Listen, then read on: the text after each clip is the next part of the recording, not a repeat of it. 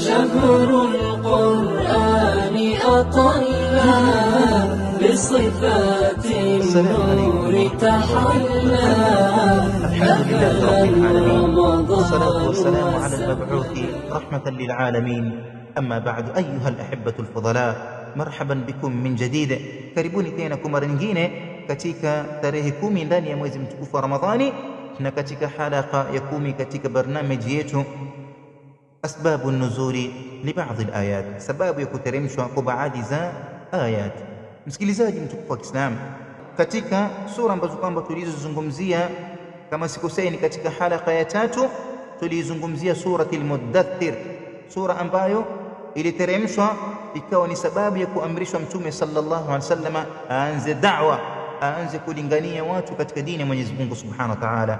Allah alipomuita mtume wake kumwambia, ya ayyuhal muddathir, ewe uliojifunika, qum faandhir, inuka uonye watu kutokana na adhabu ya Mwenyezi Mungu Subhanahu wa Ta'ala. Ilipoteremshwa sura hii, Mtume sallallahu alaihi wasallam akajua kwamba tayari majukumu ashabebeshwa na Mola wake Subhanahu wa Ta'ala, akiangalia aanzie wapi, akikumbuka kwamba upande wa kule nina rafiki yangu Abu Bakr Siddiq radhiyallahu anhu, akaenda akamwelezea Abu Bakr Siddiq radhiyallahu anhu kuwa ametumilizwa na Mwenyezi Mungu Subhanahu wa Ta'ala, akawa ni wa kwanza katika wanaume ambao walimuamini Mtume Muhammad sallallahu alaihi wasallam. Akirudi pale nyumbani kwake, bibi yake Khadija radhiyallahu anha akamwelezea ya kuwa mimi nimetumilizwa na Mwenyezi Mungu Subhanahu wa Ta'ala. Moja kwa moja bibi yake Khadija radhiyallahu anha akawa ni mwenye kujipatilia chansi hile, na hatimaye akafuzu, akawa ni wa kwanza katika wanawake waliomuamini Mwenyezi Mungu Subhanahu wa Ta'ala. Ghafla nyumbani pale kunao mtoto ammi yake Ali bin Abi Talib radhiyallahu anhu, kadhalika wakamlingania katika da'wa ya Mwenyezi Mungu, akawa ni mwenye kuibuka na yeye, hatimaye akawa ni wa kwanza katika watoto wadogo waliomuamini Mwenyezi Mungu Subhanahu wa Ta'ala. Na Mtume sallallahu alaihi wasallam akaifanya da'wa yake kwa njia ya siri, wakawa wanaitana kwa siri, kila mmoja anakwenda kumlingania mwenzake wale wa karibu kwa njia ya siri, kwa sababu ni jambo geni katika nchi ya Makka.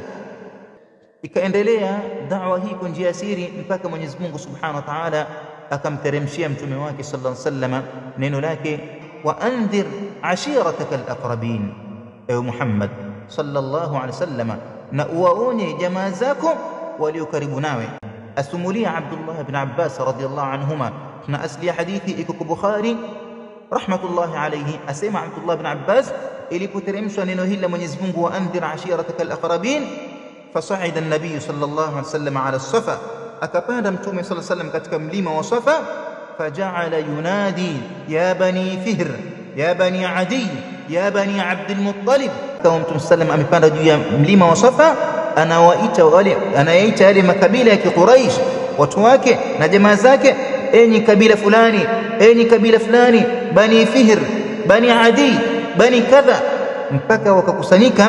Asema Abdullah ibn Abbas radhiyallahu anhuma, faja'ala ar-rajulu idha lam yastati' an yakhruja arsala rasulan liyanzura ma huwa, akawa mtu pengine akiwa ameshikika, pengine hawezi kuhudhuria mwenyewe, alikuwa akimtuma mfanyikazi wake akimwambia, kuna mwito fulani na kuna tangazo fulani huko, hebu toka uende kaangalie kuna habari gani huko.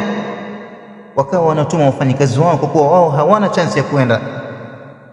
Mpaka walipofika pale, Mtume sallallahu alaihi wasallam akawaona kwamba wamekusanyika watu wake, na katika wale ambao kwamba walikusanyika makabila ya Quraysh, makabila yake, alikuwa mmoja wake ni ammi yake Abu Lahab. La ilaha illa Allah. Mtume sallallahu alaihi wasallam akawa anaangalia aanze vipi kujitambulisha, aanze kuwaelezea kutokea sehemu gani, kwa sababu ni mambo ya kigeni.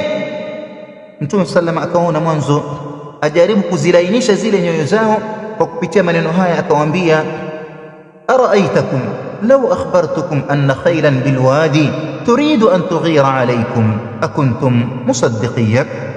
Mtume sallallahu alaihi wasallam akamwambia, munaonaje lau nitawaambia ya kuwa kuna jeshi liko nyuma ya mlima huu linataka kuwavamia, je, mtaniamini?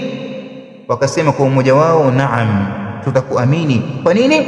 ma jarrabna alayka illa sidqa, kwa ukweli ewe mtoto wa ndugu yetu hatujawahi kupata kwako isipokuwa ni ukweli tu.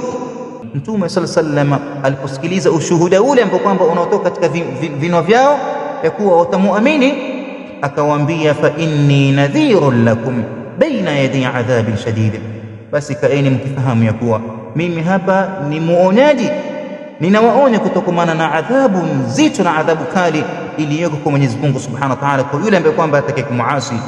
Abu Lahab ammi yake aliposikiliza habari hizo akainuka moja kwa moja na kusema tabban laka sa'ira al-ayyam alihadha jama'tana, ewe Muhammad, mwana kuangamia wewe, uangamie, uharibikiwe wewe katika maisha yako, umetukusanya hapa kutuambia maneno hayo. La ilaha illa Allah. Qur'ani haikuchelewa, alitumia kilima cha tabban. Mwenyezi Mungu akateremsha sura ikianza na kilima kile kile akimwambia tabbat yada abi lahabin wa tabba ma aghna anhu maluhu wama kasaba. Mwenyezi Mungu Subhanahu wa Ta'ala asema tabbat yada abi lahabin wa tabba, imeangamia mikono ya Abu Lahab na yeye mwenyewe ameangamia. Ma aghna anhu maluhu wama kasaba, hayatamfalia mali yake wala alivyovichuma, mpaka mwisho wa sura Mwenyezi Mungu Subhanahu wa Ta'ala akibainisha ya kuwa siku ya kiyama atakwenda kumchanganya Abu Lahab pamoja na bibi yake katika moto wa Jahannam. Mwenyezi Mungu Subhanahu wa Ta'ala tuhifadhi kutokana na adhabu yake. Wajazakumullahu khairan. Wassalamu alaykum wa rahmatullahi wa barakatuh. للملك الأعلى قرأ القرآن وصلى لله عز وجل. Koyama Image, sisi tunafikisha na Allah anaongoza.